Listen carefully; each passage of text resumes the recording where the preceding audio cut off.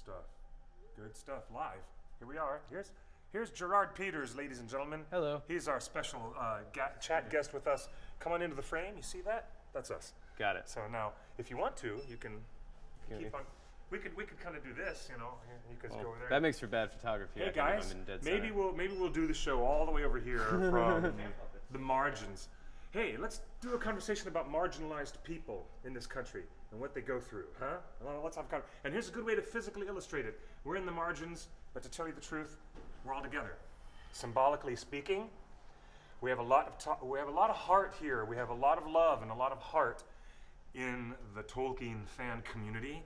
Ringers are like no other fans I've ever known in this world, and we have a lot of love to talk about today in the face of hate, in the face of fear, and in the face of those who would do us harm, just living our lives and being who we are. This is a show with solidarity and love at its heart. The strongest messages, the strongest themes found in The Lord of the Rings and in The Hobbit about loyalty and love, and visibility and solidarity. We're all here. We're all being represented. Straights and gays and blacks and whites and women and men. We're all here. We're all in this community together. And we're about to begin. We're about to begin. Starting this show live, as we do every Tuesday. Forgive us for being a little bit late. There's a lot of changes and things that have been happening around here at the studio, and we've had a very busy broadcast schedule, so I'm going to take my hat off for a moment. Tip of the hat to the hardworking crew of XSN and our director of photography and our wonderful producers and TriCasters and folks, Dennis, Tyler, Omar, Heather, and many beyond my visible line of sight who are hard at work to just help us bring you a live stream show. Welcome, everybody. Welcome once again to theonering.net and our live Tuesday show called Torn Tuesday. Hugs for everybody. Hello into the chat room. I see us very, very easily getting our chat room set up here. I can see Iravandi, Sarah, Marfels, and Erwana Undomiao. Wow, group hug. Hey guys, welcome. Justin's not going to be here today because he's busy. There's some kind of intense meeting, secret behind closed doors meeting, like the Council of Elrond. A secret council that's gotten really real that none of us are invited to. But if I start acting like Samwise, I might just get smart and sneak in. I'm just thinking about the chairs set up. Yeah. How I want to council meetings. Yeah, I need to have more of them. All right, let me do this right here. I was looking on my theonering.net/live. You guys want to join us? We are always live on Ustream. Is that correct, Mr. Omar? So you can go to Ustream, download the app on your device, look for the One Ring Net. Just take out the dot, and you'll find the OneRing.net on Ustream, and we're doing it live. We've been tinkering around a lot with the Facebook live chat, but we're not doing that today. Are we not, sir? Okay. Not today. No live stream on Facebook, but I just have to say a few words. I gotta say a few words because that's what the show is about. Saying a few good words, and I hope they are good words. I hope that they are words that ring true for those of you folks out there. I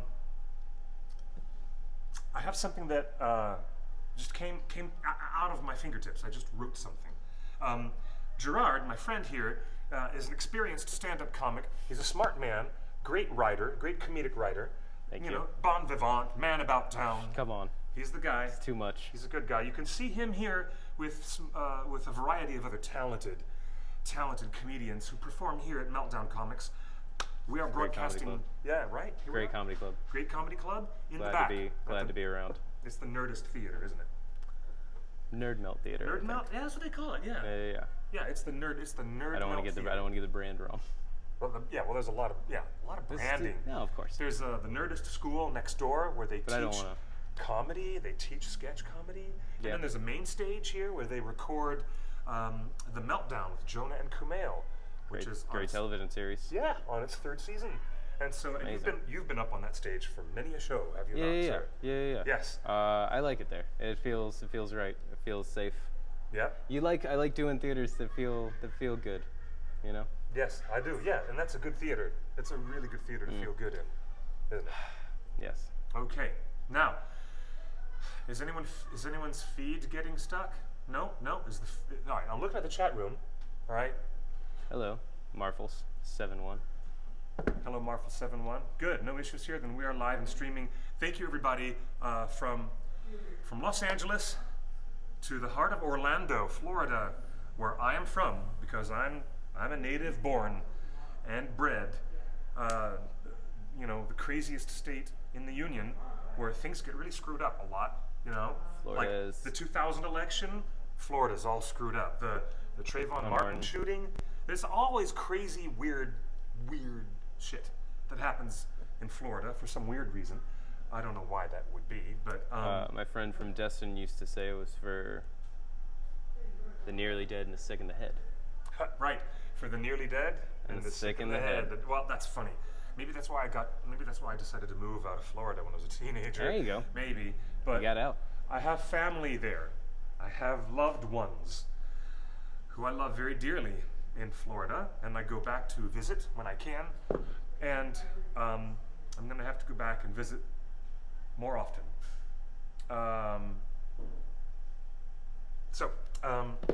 Let's just say I guess the easiest way to do it is just to not fly off of, off the top of my head.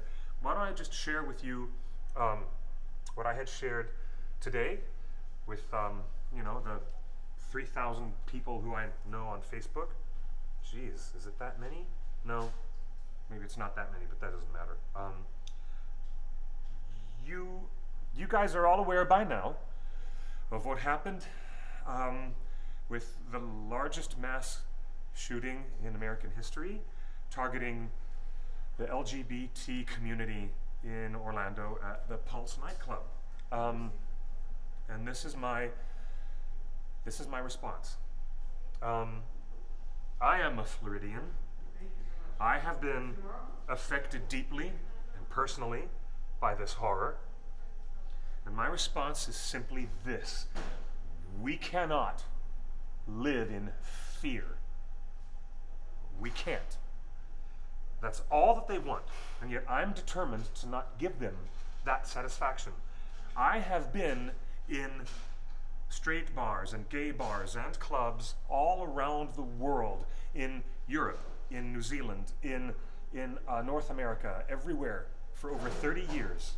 And I've been in these places with every race, every gender twist, every nationality, every ethnicity, and every straight ally that you can ever conceive of, and I've never experienced anything like this.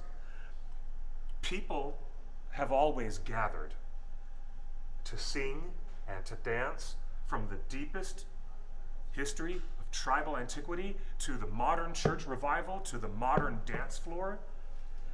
It's a human thing. It's unique to our species, unique to the human animal, I guess. Maybe perhaps only the dolphins come close with combining movement and music with their underwater language. But this is a human thing. This is something that we do. And as they say down south in Florida, where I was born, ain't nothing never gonna stop people from wanting to communally gather with heart and with music to share this music and camaraderie and performances and festivals and nighttime events. That's what we do. That's how we're programmed. Remember, the ancient caveman would sit around the campfire and weave stories and songs to create an oral history. The anthropologists tell us this.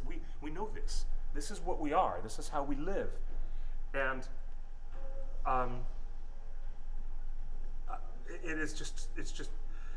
it's like this is such a part of us that this cultural expression has built, culture and industry even all around it. But these ISIS extremists reject and they hate and they violently seek to stop even these basic level aspects of human nature. And I'll tell you, Sharia law ultimately breaks down under its own crushing weight of misogyny and zealotry and fear-based thinking. It can't survive. Against the human heart, this kind of ideology cannot live. It can't, it won't. And it's all fear-based thinking. They especially despise homosexuality and other deviance from their spiritual creed. But people are people. We're just humans. They don't get it. They don't frickin' get it. And the existence of LGBTQ people in this world is characterized as an evil of Western culture, as they look at it in their jihadist, militant madness. But these people, these folks are just as natural as anything else. Take a look at any study of biology or anthropology and you'll know that it's true. And therefore it seems even more absurd, doesn't it? So, as I said, fear-based thinking has them in the tightest of grips, crippling all reason, all rational thought. But I will never live in terror. I personally will never live in terror. I will never let these attacks or fear-based thinking put me into a corner of fear-based thinking. I'm not going to live my life like that, and none of us should. The saddest observation of all is that in this post-9/11 world, it seems that this horror has now become our new normal, and that reflects on a lot of other things, which I'm not even going to get into here. A book could be written, but I'm just here to say that our brief lives that we live on this earth are better lived in joy and happiness over pain. We are better lived courageously over fear. And that's just my 2 cents. Okay, for those of you who are out there who would like to do something for the victims in Orlando and for their families and for the survivors, then Equality Florida, this organization in the heart of the Sunshine State, has set up a GoFundMe page. It is listed on my timeline on Facebook. We're going to tell you what it is right here. It is GoFundMe.com/Pulse Victims Fund, and they're on their way to taking care of a lot of families and a lot of broken lives right there. The personal news got really difficult for me because one of my closest friends in high school had gone missing. He doesn't have a cell phone. I didn't know how to reach him. For 48 hours, I didn't know how to contact my friend. And then thankfully, he wrote me and said, hey, I'm okay. I'm fine. He stayed in Daytona Beach, and he did not make the customary weekend drive that many, many people do to go from the coast to drive inland and be there in Orlando. He stayed safe at home in Daytona, and thank God, because he's been my friend since high school, and a lot of people I know are very touched by this. If you want to donate blood, all of the wonderful folks out there in Florida who are taking part in this show, who are watching us, by all means, go to the internet and find out the referrals and the information you need to find out so that you can donate blood. There are things you can do. I just got a text message from Sean Astin this morning. And Sean Astin, as you know, is a wonderful, wonderful friend of all of us here at theonewing.net. He is deeply embedded in our community. You talk about a sense of community around the gay and lesbian community and around the Ringer community and other fandoms. And even Harry Potter fans, of which you, sir, are one. I am a proud member. A proud member. He's a proud Death Eater right here, ladies and gentlemen. I've changed my ways. He's changed his ways. Gerard a long Peters, time ago. Ladies and gentlemen. So Sean had posted a comment that has gotten tens of thousands of likes and shares, and he posted that clip. You remember the end of The Two Towers, where Samwise has this very heartfelt monologue, and he says, by rights, we shouldn't even be here. And he talks in his monologue about what good there is left in the world worth fighting for. Those words resonate with all of us. In the time after the 9/11 terror attacks, those words resonated with all of us in popular culture and all of us in geekdom, and we really kind of felt this thematic power of storytelling, and it helped us. It helped us as a nation. It helped us as a world to share the pain and to have a catharsis and to heal ultimately. And Sean, I asked him if he wanted to be part of the show and talk with the folks today about that, and he said sadly he could not make it.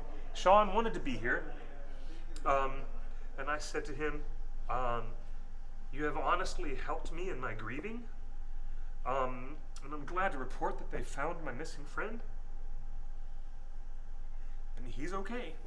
And I said, thank you, Sean, because this horror is close to me, and having straight allies like you, like friends, to just have love from my local church, St. Thomas the Episcopal, on the corner where I live, and to have people gather together, one crazy person, one idiot, one horrible person, and then the next day you see thousands of people lined up in Orlando trying to donate blood all at the same time.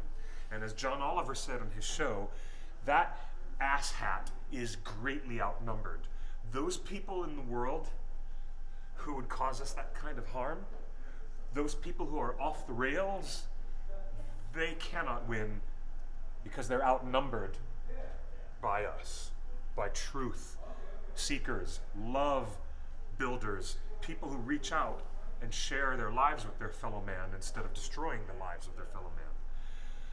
So, if you can find that common streak of humanism, whatever background or faith or culture you come from in this world, you can find that humanism deeply, deeply in the pages of everything that Tolkien wrote. We all know this is true. This is one of the reasons why Tolkien fans have a special heart. Cynicism does not win. Evil does not win. In other fantasy works, like Mr. George R.R. Martin, cynicism and evil is often the victor in many situations, but not in Tolkien's world. There's a certain purity of approach, and I think you guys recognize what I'm talking about. So I complimented Sean for sharing this thought that he shared, and I said, you know, Mr. Aston, I really appreciate you, and having you around is very important. And I said, have a great trip. He's off to Australia to do a very exciting trip on the other side of the world. And Sean said in reply, I'll read this to you without changing anything. He said, I so know and understand. I'm thrilled for your good news, and I send you much, much love, always, my friend. We will be processing this hate crime for a long time, and I have faith that it will get easier as we go. Well, I hope that it will. XXXOOO. Ladies and gentlemen, if you ever doubt that the people involved in our community are inclusive of everyone, are open to everyone, don't ever doubt that. Don't ever let there be a shadow of a doubt. Let the light shine in and get rid of all those shadows. I've been surrounded by a lot of support. Even this brilliant comedian, this guy right here, he looks so sullen right now. Hey, don't be so sullen, my friend. Hey. I tell you what, there's a lot of love, and I want to celebrate that today. So, how about that? Let's bring it in, and let's come together right now over me. Oh, that's a Beatles song. Sorry. Well, hello. We're going to have to get another lav microphone ready, Omar, if we may. It looks like Letitia and Hannah are here. Come here, Hannah. You better bring it, girl.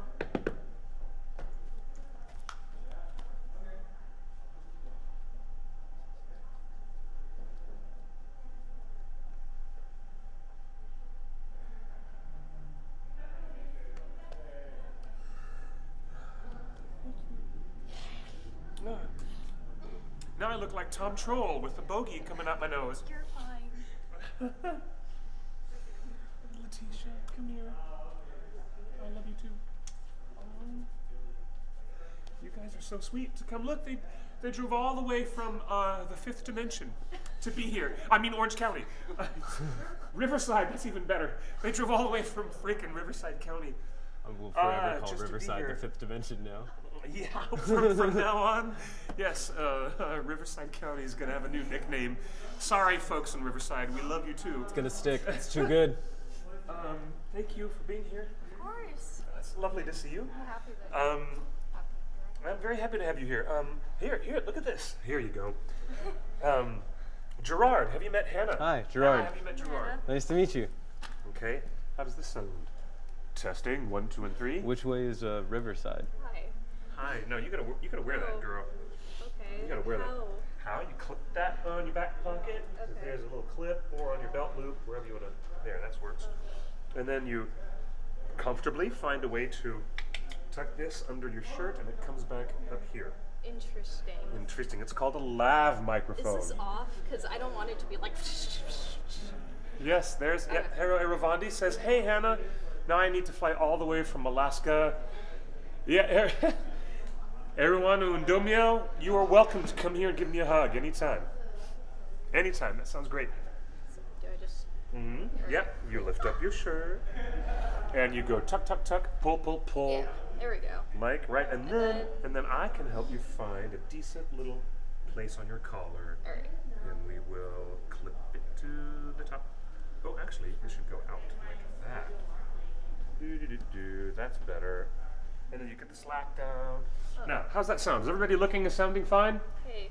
Yes. I love Richard Armitage. Get over it.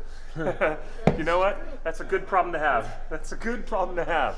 Ladies and gentlemen, I am very glad to say that this is theonering.net. It is represented by good peeps of all ages, all heights, all stripes.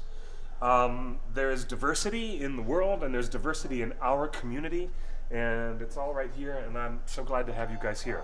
Now, moving on. You know what's interesting is that we were at the Candlelight Vigil in the city of West Hollywood yesterday, and they had this unique thing with all of these GoPro cameras, about 25 of them, on a special thing that was built in a circle. Like a sphere? Yes. Kind of thing? Not a sphere, but a perfect, just one level. Just all these in a band, rather. And it created a perfect circle. And they asked everyone who was participating to hold hands and stand around the cameras, and everybody could talk to everyone online, and one person, everybody around, could actually So it was share. like an individual kind of. Yeah, and it was a beautiful setup, and it gave everybody a chance to talk directly and share words of love and support, and I wish the ring had never come to me. I wish that this had never happened. And Gandalf very wisely says, "So do all who live to see such times, but that is not for them to decide. All we have to do is decide what to do with the time that is given to us," right? Terrible paraphrasing. Sorry, very terrible paraphrasing. So, and last night on The Late Show with Stephen Colbert, one of my favorite comedians and one of my favorite J.R.R. Tolkien fans in the whole wide world, Mr. Stephen Colbert, he reminded us that love is a verb, and love leads us to action. Definitely. Don't you agree? I do. So it's funny. He's this very inspiring man, and somebody I hope that we can have on the show as a guest someday. Yes. So yeah. Hi. I'm glad you guys made it safely. I'm so glad you made it safely. I'm glad that I could be here. Yeah? I missed you guys a lot. Oh, wait, hold on. Oh, sweet. This is beautiful. Oh, did you make this for me? Oh, I didn't make it. I bought it. You bought it? Okay, Yeah. cool. I love it. These It's little cats. bears. Oh, they're cats? They're not bears? No, Oh, they're cats. holy cow. They're beautiful little kitty cats. All right, which one of these cameras Nice. is live over here? Which one do I have? This one or this one? Okay, I've got it right here. There you go. This is beautiful. Little kitty cats. And Do you have a cat? Talk about No. Look at the diversity here in these cats. This is awesome. This is beautiful. Thank you. I will wear this with pride.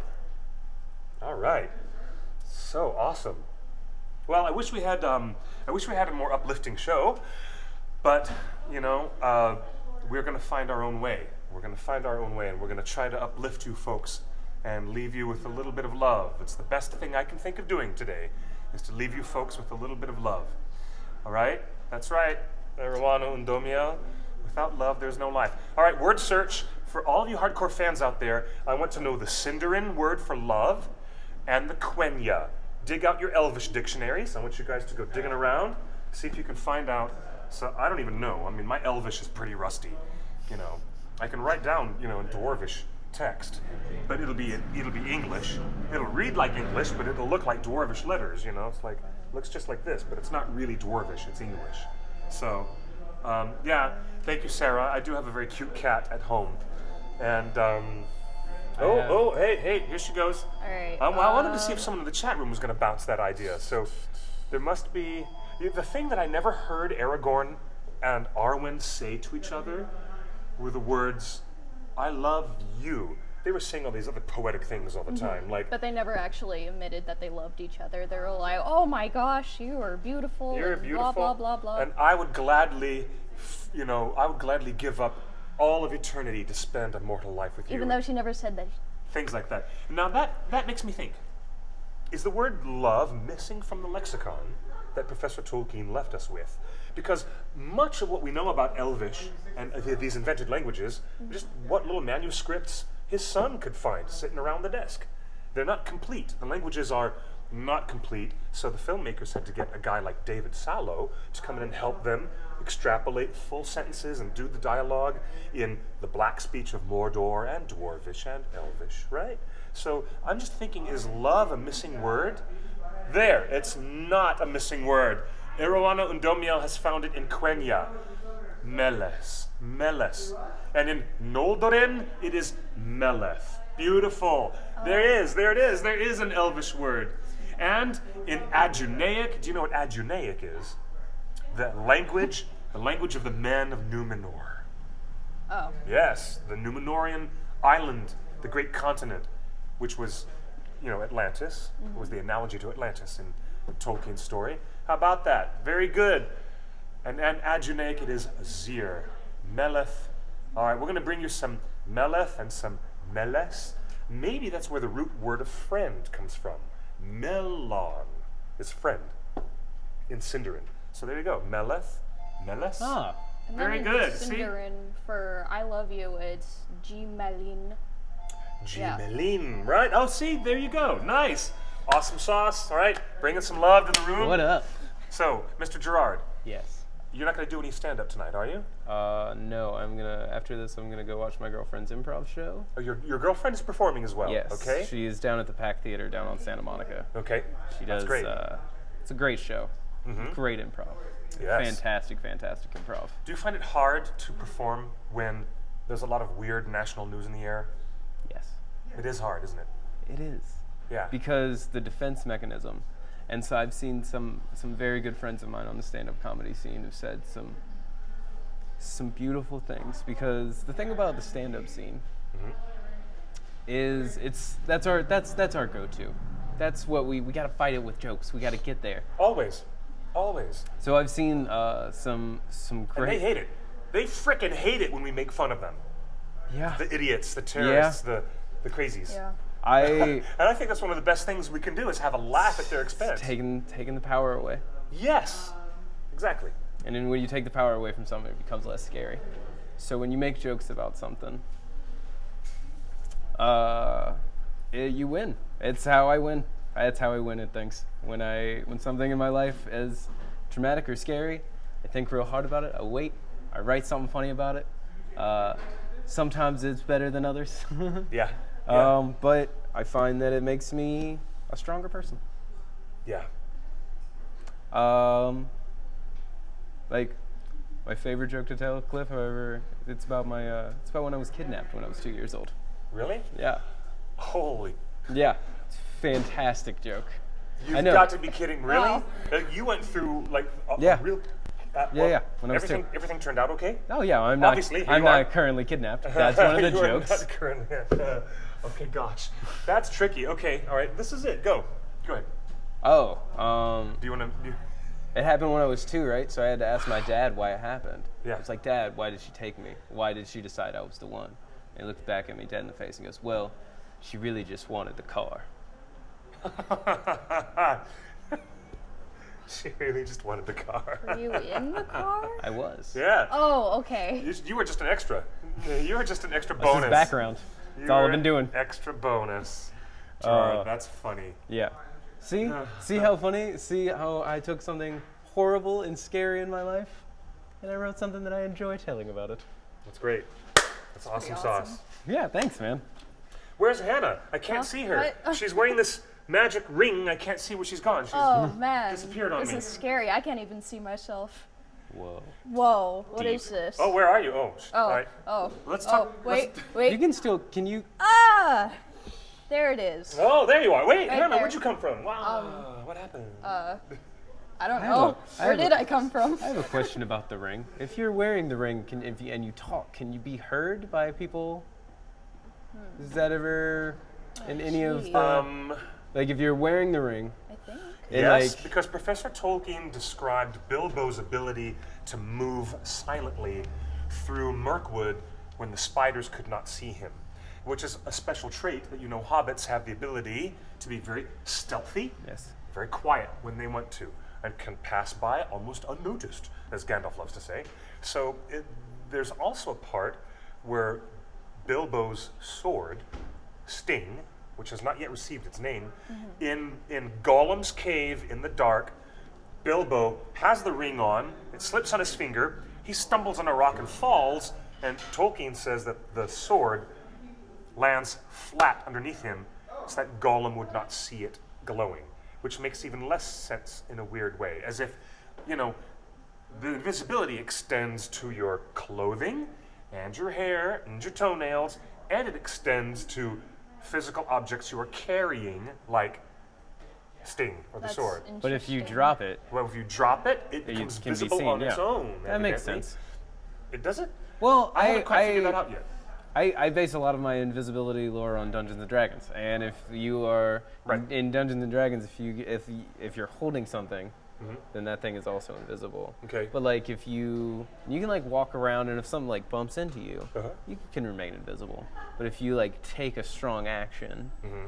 in the material world, something that's going to affect the matter around you, you're going to become visible again. Yeah, okay. So I don't know. Yeah. Well, Well, Cliff, this is the part where you learn I don't know that much about you don't Lord know of that the much Rings. about Lord of the Rings? Well, how about The Hobbit, where I've read The Hobbit. he screams insults at the spiders, calling them lazy lob, Attercop, And the spiders can Yes, hear him. and they get really aggravated. They get, Okay. and he does it deliberately to tease them and to get them infuriated, because he knows that's the best way to deal with his enemy. When they're infuriated, they don't think clearly. Wise, see, little bits of wisdom in there. When you're dealing with an enemy and they're completely lost to their own temper and their fury, they're not going to be rational and they won't think clearly, and you can get the upper hand. See? Many a combat mode has been won in many a story by that. And Bilbo throws rocks at them and pisses them off, and they hear every word he says. But when he wants to be silent, he'll bring his footsteps to that quiet point, and they can't even hear him or see him. Okay? How about that? Yeah, that is Oh true. wait, didn't Bilbo talk while having the ring on with Smaug? That's what I thought. Yes, he did. He talked to the spiders and he talked to the dragon, yes. Although I- he could sniff them out, and he was like, I wonder. I don't remember other instances from the Lord of the Rings where there is speech while Frodo is wearing the ring. Except oh. maybe when he's attacked at Weathertop, I think he says something elvish to the Witch King or the Ring. You know what? Let me grab my copy of the Lord of the Rings. Hello, Ellen Design. Good to have you here on the show. Hi, Ellen. And everybody, hey, everybody. Wait 2 seconds, and I'm going to get my copy of LOTR. Because I have it right here. Gotta keep it close. All Bum, right. bum, bum, bum, bum. Dance break while Cliff is going. Dance break, dance break, dance break, dance break. You can't stop the dance break. Cliff is getting his book. Do, do, do, do, do, do, do. It's a dance break. All right, dance not break is anymore, over. I'm back. How about that? This is the beautiful red letter edition of The Lord of the Rings. How extraordinary. And what happens Fantastic. at Weathertop? Okay, there's many meetings. Flight to the Ford. That's it. A knife in the dark. Okay, la la la la la la. Okay, here's the bit. Okay, no, let's see. Not with the hope of escape or of doing anything, either good or bad, he simply felt that he must take the ring and put it on his finger. He could not speak. He felt Sam looking at him as if he knew that his master was in some great trouble, but he could not turn towards him. He shut his eyes and struggled for a while, but resistance became unbearable, and at last he slowly drew out the chain and slipped the ring on the forefinger of his left hand. Yep, no, he doesn't say anything. Oh wait, he does. He cries aloud, "O Elbereth, Gilfoniel." He does cry out. Okay. Yeah, when he's attacked at Weathertop. So yeah, that's all true. I have a really nice leather-bound copy of Hitchhiker's Guide to the Galaxy. Yeah, It looks I love exactly like a Bible. that. Yes, does it? We used to carry it, me and my brother would carry it around at school, and everybody would be like, "Good for you," and we'd be like, "Thanks, man." Oh, that happened with one of my Awesome. friends when I went to this film camp a couple years ago. She had like a little pocket edition of The Hobbit, and people are like, "Oh, you're reading the Bible?" And she's like, "No, I'm not. I'm reading The Hobbit." I was like, "Oh, okay." How dare I'm you like, accuse me "That's-" of reading that? I'm like, "Well, that's good too." Did you guys see all the autographs that I've got in here? Take a look. I don't think you've never seen this in person. No. Have I showed you? No. Take a look. Here you go. Whoa. Whoa. Oh my gosh. Yeah, I'm going to show everybody at home on the GoPro. That's fantastic. Oh, there's more. There's much more. This is just the beginning. All right, which GoPro's good? But this one right over here. All right, look at this, guys. Here, see this? You're like, this isn't even the its red final letter form. edition. And Sweet. here is the front DBZ paper reference. and what's inside. There's all the autographs from the entire cast and crew, with only two notable exceptions. Everyone is in here. Everyone. Brad Dourif, David Wenham, Andy Serkis, Sean Astin, Dominic Monaghan, Orlando Bloom, Oscar-nominated and Oscar-winning writers, Philippa Boyens, Fran Walsh, Peter Jackson. Everybody's in here. Even Sir Richard Taylor and his wife, Tanya Rogers. And all the fine folks, Billy Boyd, Elijah Wood, Sean Astin, Sir Ian McKellen, Viggo Mortensen. Everybody's in here. The only two people not in here are actually Sir Christopher Lee. May he forever rest in the blissful peace of beyond. I have to say something dark and spooky. When it comes to Sir Christopher Lee, you have to say something dark and spooky. May he live forever in the great beyond. I don't know. And So metal. there you go. And even Sala Baker, Sauron the Deceiver, Miranda Otto. Everybody's in here. Okay, check it out. Whoa. The only person who's not even producers, they're in there too. The only person left, there's Carl Urban. Yes, and there's Howard Shore, Oscar winner Howard Shore. The only person who did not sign it would be Sir Christopher Lee, and then the lovely, lovely lady from Down Under, Kate Blanchett. Have to get her to sign it, and it'll be Kate, and that'll be it. And that'll be the last signature I'm going to get. That's it. Until such time, I can talk to Doctor Strange and get Sir Christopher Lee to come back from the grave and manifest to physically write something with his hand. It's the only way I could do that. But how about that? And How so, good is really Benedict cool. Cumberbatch, though? Benedict Such a great Cumberbatch, actor. he's going to be a great Doctor Strange. So the reason why this book is living here at our offices at Meltdown Comics, where we broadcast, is because Kate Blanchett comes in here with her two daughters, and they love to buy comic books. And so the staff, that's right, the staff of the store knows that the next time they see Kate Blanchett walk in here, they're going to be like, "Oh, please, please, please, would you do this great little favor and sign this for Clifford?" I know, isn't that great? So it's going to get taken care of. Yes. If we're lucky, maybe someday when you're visiting with us, she'll just wander in.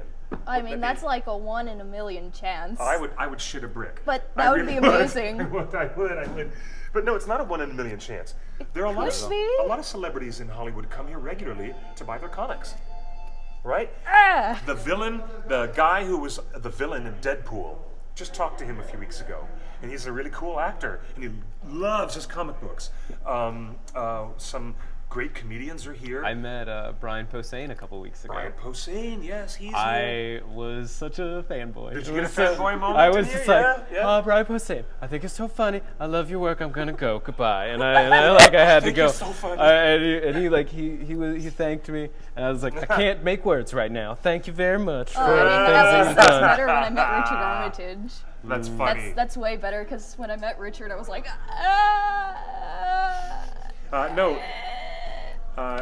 Yeah, Ellen Design is very correct in the live chat room. She says, no, it's not a 1 in a million chance. If you're in Hollywood a lot, you see celebrities on a regular basis. Do you know what happened? I mean, the captain of the Enterprise, bear with me, the guy from Quantum Leap. You know him? The actor from Quantum Leap? Patrick Stewart. No! Oh, come on! Wait a minute, guys. Oh wait, not Scott Bakula. He's on NCIS New Orleans. Yes, Scott Bakula. Is it Scott Bakula? Yes, it's Scott Bakula. Woo! He was the captain of the Enterprise, which was the very last prequel series Oh of the no, Enterprise. Hannah, right? no. I don't even know. Here it is. Oh, Hannah, No, you've heard thank me. you. All right. I'm sorry. I Millennials. feel so old. Millennials. I feel so old because I know who Okay. Scott Bakula is. You don't even know what Quantum Leap is? Remember Lord of Illusions? He was in that too, in the Clive Barker horror adventure film. Yeah, thank you everybody. I've got 25 people in the chat room screaming at Scott Bakula. Scott Yes, I know. Bakula. But you know what you do?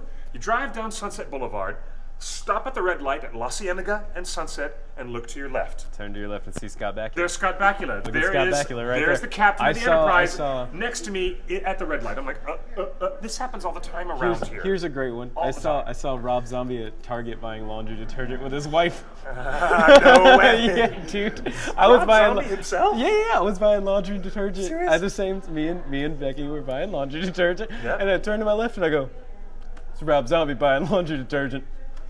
Gotta love Hollywood. Gotta love Hollywood, I yes. don't even live here. You don't even live here. No, my town is really small. All you get is people that go to your church, and then you're like, Oh. it's you. I get that. The same people. Yeah. I grew up Oh, in Dothan, Alabama. I see. Dothan. You Dothan, grew up in Alabama. Dothan, Alabama. Well, I grew up in Edgewater, Florida, which is a suburb of Daytona Beach, which is pretty much a tourist trap of the city. Even though I love you, Daytona, but still, take the joke. Anyways, what's your population of the town you're from? Probably 17,000. 17,000? And We have 2 Walmarts. really? Only 2? Yeah. You're lucky to have one. Listen. Lucky might not be the word. Yeah, lucky's not the word. Well, that is a weird place. What so. about Riverside? Yeah, where are you in Riverside? Well, I don't exactly live in Riverside, but around the area. Okay. Well, Riverside is also a county, and Yeah. it's also a municipality. Okay. Right? It's like, I don't want to say on camera. Okay, then don't. But it's a little. I'll say it's in the hills. All right, but you've got more than one red light in your town. Yeah. That's good. Because I grew up in Edgewater. There was only one electric stoplight We had more than that. on U.S. Highway 1, which we call Atlantic Boulevard in local. But I grew up in a one-horse town, literally a one red light town. Where I Did you grew guys up. all did you guys all share the horse? Yeah, meow, meow. Okay. Everybody in quick. the city, or He's quick. I'm just Family. one. How Well, else if did it you was get one horse, you know, this just gotta be There's been a trips lot- to taking town. turns, or Can't be more than Family per 365 people family? in the town. That way you all get the horse one day a year. On leap years, it's a lottery. Whoever wins the lottery Yeah. gets the horse that extra day every 4 years. Okay, this is good. I'm really glad to have some love and some smiles and some solidarity on our show today. Get in here. You guys are awesome. We have another half an hour to talk about some of the other news headlines and some other things happening in the world. Do you think, guys, I've recently started with a new friend. She's in her 60s and she's a lovely British lady from London, a true Londoner, really lovely British lady who has never read The Hobbit and never experienced it. And I started her off with watching the movies because she wants to experience them, and she was delighted to start with The Hobbit: An Unexpected Journey. Extended edition, okay, just saying. Would you start a newbie with Lord of the Rings trilogy first, or would you start them with Hobbit, knowing that they're a total blank? I love asking this question. I've done this before. Yeah? I've done this before. It was last year for my birthday. I'm not friends with her anymore because of just reasons. But anyway, she came over, and her name's Jamie. And so I was like, oh, okay, we're having a marathon of all 6 films, extended edition. All at once? We didn't get through to, we only made it through. Would come in here and buy his comic books regularly. He would. We see his daughter, Zelda Williams, who's very talented, comedic talent, very smart lady, and a huge nerd, big in the video game and the nerd culture, like all of us. And I just love Zelda Williams. This place is filled with celebs all the damn time. I love this. Like you. Well, not me. No, I'm just a. Well, I I'm mean, just a guy. Mr. Producer of Ringers. Producer, writer, and interviewer Yes. for Ringers, Lord of the Fans. Just saying. We've got a big announcement coming up about Ringers, Lord of the Fans, but we can't make that announcement yet. We'll probably talk about it at San Diego Comic-Con, Bum, bum, bum. which is right around the corner. Bum, So, bum, Irawana Undomiel in the chat room says, Lord of the Rings Extended, all the way to share with someone new. Okay? And I heard, and also Iravandi says, I heard Anna Kendrick say that on Stephen Colbert's show that she and a friend do an annual Lord of the Rings Extended Edition marathon, which is, That's awesome. I think my friends do it annually, and they have a drinking game. I'll watch the Star Wars trilogy once. Star once Wars a year. trilogy, At yeah. least once a year. Got to do that. Can you make a drinking game out of it? You can't because you're underage. I know. But, yeah, No, but I you can I drink don't a virgin though, drink. because like, I don't because I'm a purist. I just sit down and I do it. You do it in spirit. Yeah. I can't. Yeah, man, you gotta. This- I cry. Sometimes cries, I do yeah. it during Empire There's me too. Yeah, it's very emotional. because I'm so happy that the Empire's winning. That's funny. I heard my friends create a drinking game for Lord of the Rings viewing party, and that included take a drink every time Elijah Wood falls down, That's a lot. which is a hell of a lot. funny. I mean, he's constant. good. Even at the Return of the King, when the Eye of Sauron moves over him, he goes, he just falls down. Turns into a ballet person. Turned into a ballet. It was so elegant. And roast chicken. This is my favorite quote from the Two Towers. Take a drink every time Gollum says precious. If you do that, you're not going to last. You're not going to last no. through. You get through the Fellowship of the Ring without drinking a damn thing. Yeah. Nothing. Get to the Two Towers, you'll be going. By You're the time. just. The ambulance is already there. Yes, I know. It's crazy. It's crazy. Another one was every time someone has a tear in their eye, every time there's a close-up of someone staring into the middle distance with a soft tear, right, Omar? Right? That's another time everybody has to take a shot. It's crazy. But I have not invented a Hobbit trilogy drinking game yet. Height establishing shots. Every time they Oh, yeah, establish okay. somebody's heights. Yes, height establishing shots. you Yeah. take a drink. So like every time they okay. pull back and you see like all the dwarves walking, you're dwarves like, are oh, they're big, short. yeah. You take a drink. There's Gandalf. And then it like zooms back up to their face. Right. It's like, okay, you understand it. Every It's like, time somebody says Feely, or not somebody, Keely says Feely. There you Oh, go. that's good. Every time That's Keely good. says Feely, you could also whatever. I'll just keep making this stuff up. But all the time, every time the dwarves laugh in unison. Yeah. There you go. That would be a good That's one. pretty good, dude. Oh man, just to have some bros like that would be real cool. Here's another one. A Hobbit drinking game could be built around have a drink every time something appears in the movie that did not in the books. Oh. Boom! That'll knock you out in no time. That will knock you out in no time, right? Yeah, you're not gonna last. Gerard's like, I read the book once. you read the book I once. agree. Okay. Hair flip. Yep, Yeah. definitely. Hair flip every time the dwarves do it. Every time oh yeah. Okay. Ooh, Iravandi says every time you get a dramatic close-up of Richard Armitage Yes! looking majestic. Yeah, there you go. That could be another one. Every time somebody looks into the middle distance at all, that one will Oh, get gosh. you. That'll be pretty good. That won't last too bit. All right. So it's working very well introducing my friend to the Hobbit movies first, because I believe that you cannot backtrack and show Lord of the Rings trilogy and then show them Hobbit trilogy later. That's just gonna confuse them. Well, they may appreciate the fan service that's in, Yeah.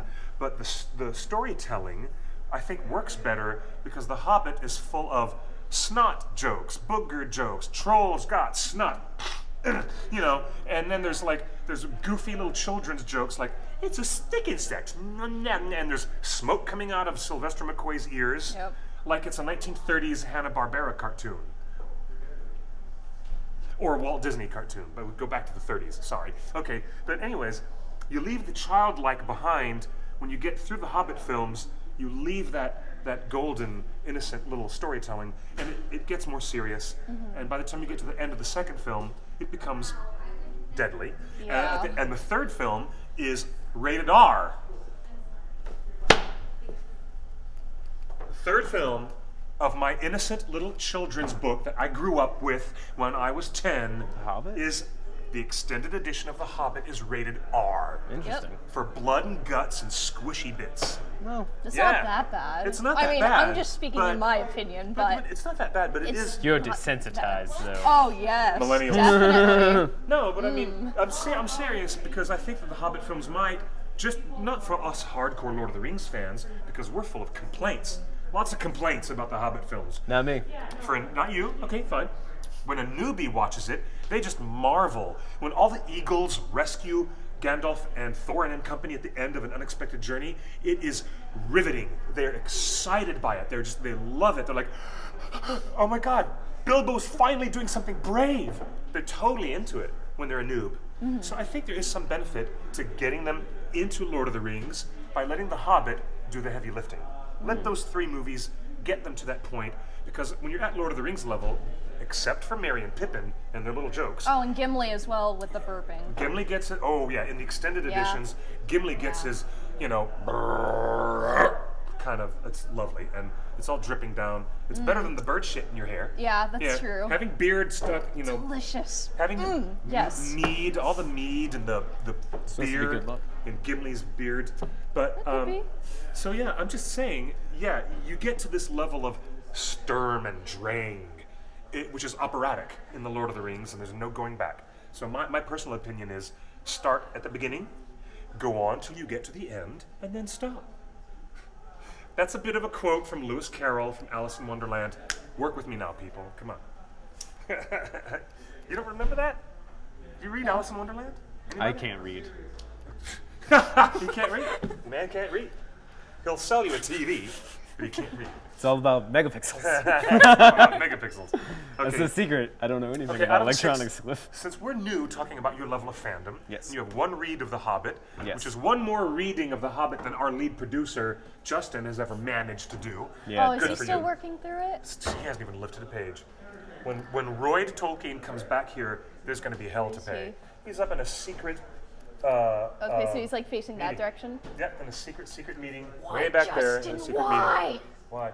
Hey, ladies and gentlemen, one of my favorite artists in the world of comics and the music business, it's Jim Mahfood. Everybody, Food One. There's Jim Mahfood, responsible for this fantastic, It's a great piece. I've been this great staring piece at right it. here. This Yeah, is Jim, I've Jim been Mahfood's staring at artwork. Hillary's teeth. I know. I don't know why. That's Bill Sienkiewicz who did that. He's an Eisner Award-winning comics illustrator. He's done Daredevil for Marvel and a lot of books for DC and Marvel. He's fantastic. Here's Jim Mahfood, and that would be Jason Scott Alexander, who did that character in the far left. It's amazing. All right, Eravandi in the chat room says, in Battle of the Five Armies, I could have done without so much gore and replaced it with more Thranduil. Spoken like a true fangirl. I love that. That's very good. Or Keely and Fury. Like, oh, I don't know, actually wrapping up the freaking necklace storyline. You know what, Iravandi? You're right. They never got back to that necklace. I thought that there would be a moment in Thorin's funeral where Thranduil might actually say something at Thorin's funeral. Yeah, because they were building it up, and then they're like, oh no, You know? never mind, never mind. But, I It's mean- Don't worry about it. Yeah, I mean, It's all fine. I totally dig that. I totally dig that. But I mean, there might have been, something really, really cool in that if we had that necklace explained. For regular fans, they have to go scouring on the Wikipedia for Hobbit movies to find out what that necklace is, what it's all about. It's much more apparent in the extended editions than it is in the regular versions. Okay, so since you're new, maybe relatively new to Ringer fandom, of the 6 films, what's your favorite? I know, it's like choosing over children. It's fine. Sophie's Choice. It's got to be the Two Towers. See? Oh. dude. Okay, regular edition or extended edition? I don't think I've ever seen the extended edition. You're kidding. You haven't seen Treebeard's extra poetry? Ooh. You're kidding. Wait, there's more of Treebeard? There's Yes. much more of Treebeard. And his poetry. There's like, Treebeard takes Merry and Pippin to his home, and they're there together and drinking the Ent draft, and they start to grow. That sounds The cool. hobbits Wait, are growing the hobbits taller. grow taller? Merry and Pippin grow from drinking this magical qualities of this water. The Ent draft. The Ent draft. That's what the Ents drink to make the trees grow. If I don't make Yes. a And beer then they called get- the Ent Draft. Yeah, they get wrapped up in the roots. I was gonna say the vines, but no, the roots. They get wrapped up into the roots. Yes. Leaves fall down. Oh, it's the bit of Old Man Willow who was attacking the hobbits in the book in the Tom Bombadil chapter that never made it into the film.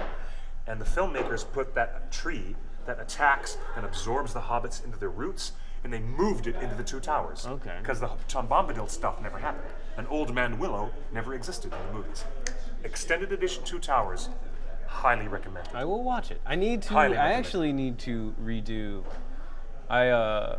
Eventually, and I like Lord of the Rings. Yeah. But if I defeat the gauntlet, then I get the prize, which is the tattoo. Yeah, that's right. But I haven't started the gauntlet yet. What's the gauntlet? Oh, I have to absorb as much information about it as possible. And Lord of the Rings scares me almost as much as Doctor Who. And Doctor Who is what I'm working on right now. Doctor Who has like decades and decades Exactly, of shows. exactly. Even- That's the next one. Yeah. I did all the books and all the movies when I did this. I did all the books, and I was currently caught up before I did this one. Hey, you want to show the folks at home? They can't see, so come on up to this camera here.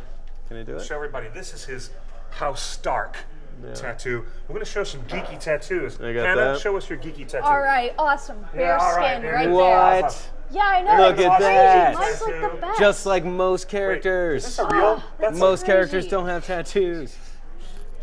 so cute. Show them, No, show them. I'm Show the Hannah. folks at home. Yeah, that's true too. And then I have the Watchmen one.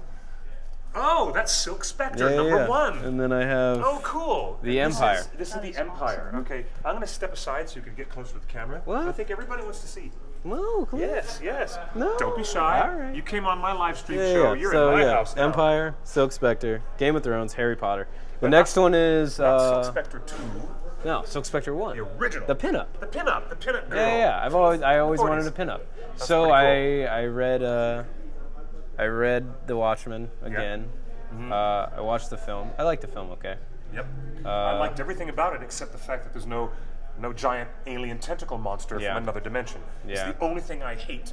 Well, Otherwise, I really enjoyed the effort. the whole It was a good effort. the whole dynamic of the tentacle monster was pretty well captured by Ozymandias, which is the whole point of the tentacle monster is to prove that Ozymandias has completely lost touch with humanity. Yes. So they still did that, and Dr. Manhattan playing a more prevalent role Took the blame. is always going to be okay for me because Dr. Manhattan, my favorite character in all of Yes. the Watchmen is Night Owl. Night Owl's a great character. He's the most human. Yes, he is. Two. Second Night Owl because he. Watchman tattoo? You're right, Ellen. Ellen says that's something you don't see very often. Thank you. And if you do see something, it's usually the comedian's button. Yeah. With When the blood on I it. That's when usually I what when you I was see. about 10 years old, my mom caught me with like a Batman bat copy, and she like slapped it out of my hand. She was like, "You can't be reading no Batmans. You got to read the Watchmen first." So I read the Watchmen. That's what your mom said? Yeah. Oh, my mom's a super geek, dude. Oh, that's awesome. Yeah. Super geek. Is your mom a super geek? I know Letitia's a lovely lady, but is she? Was? I mean, she is, but more so now because of myself. Yeah. But my dad, yeah, no, Yes. you are. I said Letitia, that. you're- Okay, She yeah, stuck okay. her head in. That was good. Ooh. Letitia, give me your top 3 fandoms. What kind of stories or shows are your top fandoms? Tolkien, number 1. Okay, and Sherlock? Okay. Yeah, she's the one who introduced me to Sherlock. It's a great show. It's a great show. It's It's a It is. fantastic show. good. I saw, the Cumberbatch. only one I've ever seen was when they did The Hound of the Baskervilles. that Cumberbatch, No, like, though. that was a remarkable episode. I need to explore some more of that. What's your third one? Oh, Land of the Lost. Land of the Lost. Downton Abbey, beautiful, Downton beautiful. Abbey's Okay, good. here's my top fandoms. Okay, Tolkien. All right, and all Miyazaki films, all these Japanese animated Miyazaki films, and I have another fandom. I'm a big big Game of Thrones fan. Gotta admit. Oh wait, number 4, Star Trek. How could I forget? Live long and prosper. It's all about Spock. And then it became the next generation with Lieutenant Commander Data and a wonderful Patrick Stewart as Captain Jean-Luc Picard. I'm all about that Star Trek stuff. Love that too. All right, what about you? What's your top fandoms? Well, of course, Tolkien. And then Tolkien. For the second spot, it's kind of mixed because I can't really choose. It's either Sherlock or Star Wars that I'm really, really big into. Awesome. But yeah, both of That's them will awesome. have to be the second because I can't choose. And then third would probably have to be Walking Dead. Oh, Walking very Dead. good. The original comic books or the show? Both. Both. Awesome sauce. Okay, very cool. Okay, oh look, in the chat room, we're going to ask our chatters People to join are us. all about my mom right now. Yeah, there you go. Tolkien, My Game of mom's super Thrones, cool. and Star Wars. That's what Irwana says. It's a very, very solid 3. Star Wars, Watchmen, Harry Potter.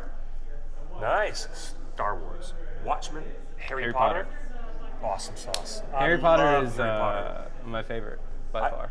I don't think I can get away with keeping my list so short. I've diversified my taste in fandoms so much. Well, I'm just going by order of what I got to, because I got my Star Wars one first, Yeah. and then I got this one, then I got that one, then Yeah. I got the Game of Thrones one. I like Game of Thrones. Me too.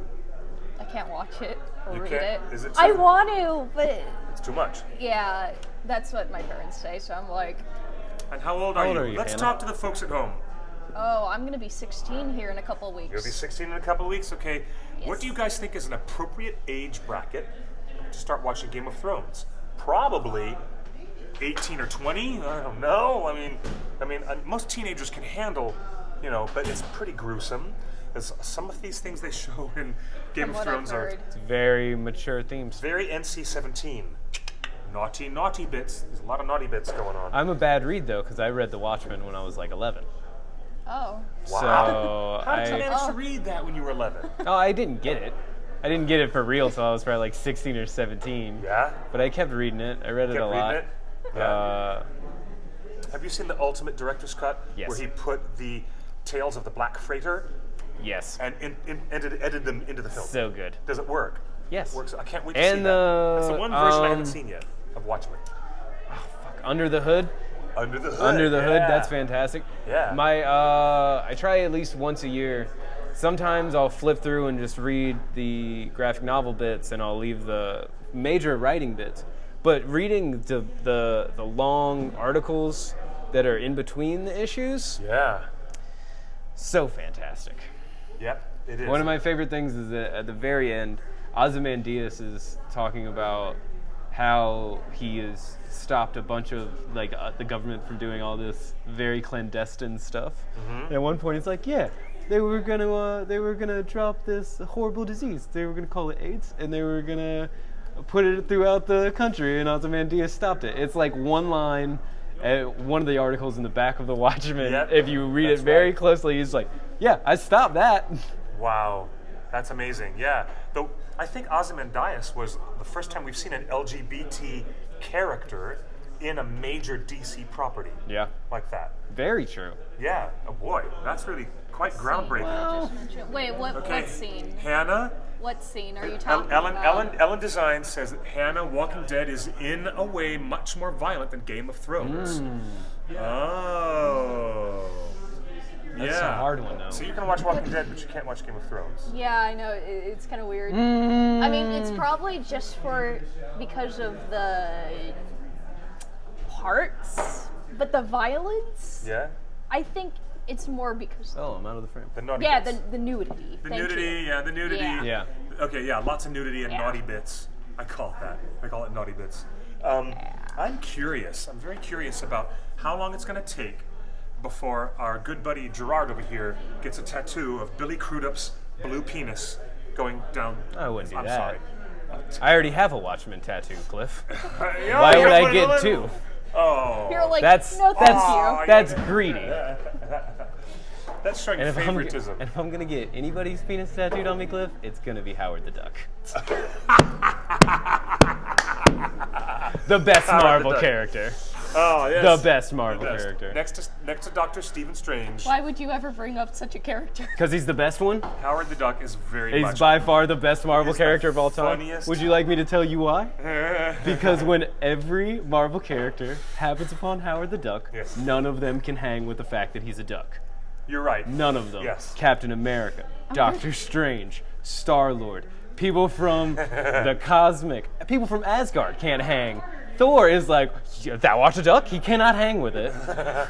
That is one of the best running jokes of all time. It's true.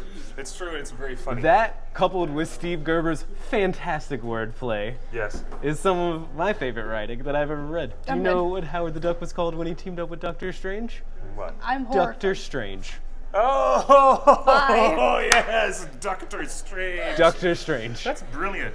The recent Howard the Duck comic book has been one of the funniest things I've seen in ages. Have you seen? So I crazy. think it's a one-off Funny. called Howard the Human, Howard the Oh yes, Human. there was a one where off. he's a human and everybody else is weird stuff. And then yes. if you read it, everybody's like, "You're a human." That's hilarious. It is hilarious. 100% joke flip. I got it. It's pretty awesome. That's good. Cliff, I hate to leave early on your show, but I think I may have to run. That's okay. The show's actually ending. Oh, We're here at the well end. then I'll wait. What time is it? Well, it's 6:23, and so we're gonna wrap it up. When is the next broadcast you have, Omar? Something happening? He's gonna find out. Yeah, we're gonna be wrapping up the show now, anyways. So maybe this would be a good time to Talk wrap more it about up. Howard the Duck. To talk more about Howard the See, Duck. Okay, Ellen's like groan. Doctor Me Strange. too, Ellen. Me Groan. too. Ellen. Is there a great way? wordplay. Is there a way for fans of the Marvel universe and fans of the DC universe to get along? Is there a way? Because when you talk to one of our folks here, Derek Vandermillen, who is the hardcore DC Yeah. person here at Meltdown Comics, and a lot of other staff who love their books, is an allegiance to a brand that evident in geek culture? Because I think it is. I see it all the yeah. time. What's your favorite, DC or Marvel characters? I'm in the middle. She's in the middle. All right, no favorites. Yeah, you are. Yes, right. Is there a way? Is there a way? There will be one day. Maybe. I hope one day that there will be a huge crossover event. The crossover event of my dreams. Where Marvel, Crazy and cool. if that Marvel, happened. DC, Star Wars, just like a full-blown crossover, man. It could happen. Well, it happens. Listen. It happens in the Disney video game universe where you combine Disney characters and Marvel and Yeah. Star Wars characters, but only in a game. But in a bit of storytelling, that would be quite an undertaking. Quite an undertaking. Would- Yeah, because then people would get really, really mad, and then they would be like, "What? This is not okay. These two fandoms hate each other." Like I remember a couple, I was going to say weeks, years ago, 2012-ish, on Tumblr. I don't have a Tumblr, but Tumblr had a all-out thing with ringers and then Potterheads. They were just like, I hate you, and then that kind of spread to the fans, and I was a friend of a Potterhead, Really? and I didn't experience Yeah. that. When the Harry Potter phenomenon was being released theatrically and we were all there for it, and I'm in the ringer camp, obviously, but I did not. Oh, are we going to come back to the main camera, Omar? I didn't experience. Thank you, sir. Thank you. I did not experience that. What happened? Tell me how that happened. well, since I did not have a Tumblr, I don't know exactly, but a lot of people were like, your fandom sucks, your fandom sucks, your fandom sucks. And then my friend was like, oh yeah, Harry Potter is better because this, and this, and this, and this, and this. And I was like, all right, cool, whatever. One step. There you go. What I All would right, say just make about sure we're that friends. is to keep with the theme. I think you can love every fandom. To back yourself up and say this one is better than this, it's more divisive, and we don't need that in anything. So I agree. I think there's a certain political climate right now that should listen to the wisdom of Gerard's words right there. Yeah. all I'm saying Yes, thank you. is that hate leads to more hate. Yeah. Yep. It's not going to And- fix anything. And I I'm a Harry Potter fan. I don't know if I would call myself a Potterhead, because that is a ridiculous name for that, but no, I'm just kidding. Did you ever get sorted by the Oh, sorting yeah, hat on the website? straight up Slytherin. Straight up Slytherin. Obviously, that's why you've got a Death Eater tattoo, Yeah, yeah. and you're a total Slytherin. Oh, okay, I'm the only Gryffindor here Are you then. the only Gryffindor? Because Yeah. I'm the Ravenclaw. Oh, my sister is as well. I am the Ravenclaw. Yep. Because I like to talk to Rowena's ghost in the hallway, down the hall. I'll see yeah, you. it's really awesome. If you wait like 5 minutes, I'll say Okay. goodbye to you Oh, for real. all right. Arana in the chat room says I had a huge argument go. of Narnia and Tolkien. Yeah. Oh yeah, that's another Yeah, one. I'll get up with you. Age-old I love you. argument. Yeah. That's awesome. Well, we got 3 minutes left, and Oh, it's time for the closer. yes, it is time for the closer. What's the closer? Oh, I don't know. Oh, I'm sorry. I'm I not put good a at closer these. on you. I'm just kidding. I'm going to do a closer Ravenclaw, what because up? it's really nice to talk about pop culture and all the things that we get to enjoy. And I want all of you folks out there at home to show a little love and then show a little more love. And when you think you're done, you're not done yet. I think it's time for everybody to evidence a little more love because that's what we need right now. And in response to Jamie, Jamie who's texting me, he says, is there something we could do, something I can donate to? And I'm going to say yes. For all of you folks out there, I'll leave this message with you as I leave this message with one of my allies, one of my good friends, and one of the co-workers here at Meltdown Comics. He's asking if there's anything you can do to support the victims in Orlando, to make a horrible situation a little bit easier. Even the smallest person can change the course of the future, and even a small donation can help these families because they have many funerals to arrange, they have many things they've got to take care of, and they have lives to rebuild. So, if you would like, I'm going to tell you guys, donate to this GoFundMe page. It is called Pulse Victims Fund. Okay, for the victims of this horrific attack, the worst gun slaughter and the worst mass killing in American history. I'm going to tell you guys where to find it, and I'm going to tell him find it here. It is GoFundMe.com, GoFundMe.com/Pulse Victims Fund. Okay, let me type this in here for Jamie. I'm going to type it in here for you guys. Any other last thoughts from my editorial board that has joined me on this very special show? Editorial board. Yes. Look at us. Well, Ooh, fancy. Fancy. pretend you're on Real Time with Bill Maher or something. You're my panelists, All the right? time. Or you're I on, always pretend like I'm on that show. you're on Chelsea Lately, right? So I get to be Chelsea Handler. You guys get to be my comedic panelists here on the side. GoFundMe.com Anything? / Oh, anything? Love each other, no matter what. Yeah, I'm gonna have to agree with that as well. But treat everybody how you would want to be treated, because you don't know what they're going through, and even the strongest have stuff going on. So just don't assume stuff. Well said. Cliff? Yes, indeed. See the page? He's asking me, is it legit? This is my last thought before we close the show. He's asking, this is on the up and up? Is this a donation I can trust? Yes, totally. See the page. This one is. This is the only one. Not the only 9, the only one. Thank you. So yeah, that is my last word. I've told my friends online, I've told my friends on my phone, if you want to help out and bring a little bit of your own generosity to heal the hurts of the world, as Gandalf once said, you can bring it to GoFundMe.com/Pulse Victims Fund. And with the message I read from Sean Astin, do you want to read it out loud? You didn't know that I had a message from Sean, did you? Oh no, I was You standing weren't in the even here. back. Did you know that? Here, read this out loud to the lovely people at home. This message from Sean. Okay. And then we'll close the show with a lot of love and gratitude for everybody joining me out there in the worldwide audience, coming to see us here at theonering.net. Read it now. Please, my dear. I so know and understand. I'm thrilled for your good news and send much, much love always, my friend. We will progress. We will be processing. Sorry. this hate crime together for a long time.